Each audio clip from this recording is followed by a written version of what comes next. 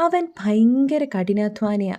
ചില ആളുകളെ പറ്റി അങ്ങനെ പറയുന്നത് നിങ്ങൾ കേട്ടിട്ടുണ്ടായിരിക്കുമല്ലേ? എന്നാൽ കഠിനാധ്വാനികളായ ഉറുമ്പുകളെ പറ്റി നിങ്ങൾ കേട്ടിട്ടുണ്ടോ? കേട്ടിട്ടില്ലെങ്കിൽ കഠിനാധ്വാനികളായ ഉറുമ്പുകളുടെ കഥയാണ് നമ്മൾ ഇന്നിവിടെ കാണാൻ പോകുന്നത്. നീറ്, നിസറ് എന്നൊക്കെയാണ് ഇവർ മലയാളത്തിൽ അറിയപ്പെടുന്നതെങ്കിലും വീവർ ആൻഡ് എന്നാണ് ഇവരെ ഇംഗ്ലീഷിൽ പറയുന്നത്. ഇവരെ പുളിയുറുമ്പുകൾ എന്നും വിളിക്കാറുണ്ട് കേട്ടോ. മരമുകളിലും ചെടിത്തലപ്പുകളിലുമാണ് ഇവർ കൂടുകെട്ടി താമസിക്കുന്നത്. കൂടുണ്ടാക്കുന്ന കാര്യത്തിൽ ഉറുമ്പുകളുടെ വംശത്തിൽ വെച്ച് ഏറ്റവും സങ്കീർണമായ രീതിയാണ് പുളിയുറുമ്പുകളുടേത്. സംഘടിത പ്രവർത്തനത്തിന്റെ ഉദാത്തമായ ഉദാഹരണമാണ് ഈ ജീവികൾ.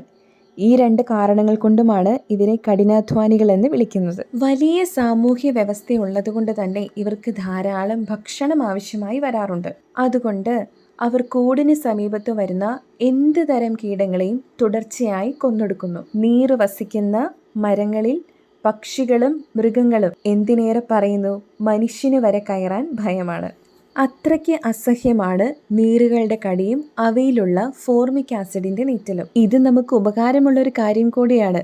കാരണം നീറുകൾ വസിക്കുന്ന മരത്തിലും സസ്യത്തിലും കീടശല്യം പൊതുവെ കുറവായിരിക്കും. ഈ ഒരു കാരണം കൊണ്ട് തന്നെ AD 400 മുതൽ ചൈനയിലും തെക്കു കിഴക്കൻ ഏഷ്യയിലും തോട്ടങ്ങളുടെ സംരക്ഷണത്തിനായി ഈ ഉറുമ്പുകളെ ഉപയോഗപ്പെടുത്തിയിരുന്നു. ഇവരെ ഭക്ഷ്യ ആവശ്യങ്ങൾക്കായി ഉപയോഗിക്കുന്നവരുമുണ്ട് കേട്ടോ.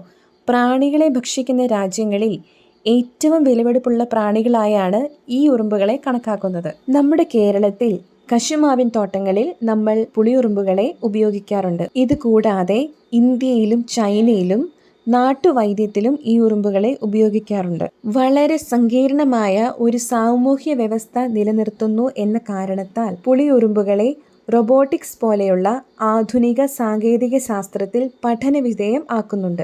ഇത് വെറും ഒരു ഉറുമ്പ് മാത്രമല്ല, ജൈവ പരിസ്ഥിതിയുടെ സംരക്ഷകൻ കൂടിയാണ്. സസ്യങ്ങൾക്ക് മറ്റു കീടങ്ങളിൽ നിന്നും സംരക്ഷണം നൽകുന്നു എന്ന കാര്യം കണക്കിലെടുക്കുമ്പോൾ ഈ ഉറുമ്പുകൾ കർഷകർക്ക് പ്രകൃതിദത്ത ബോഡിഗാർഡ്സ് തന്നെയാണ്.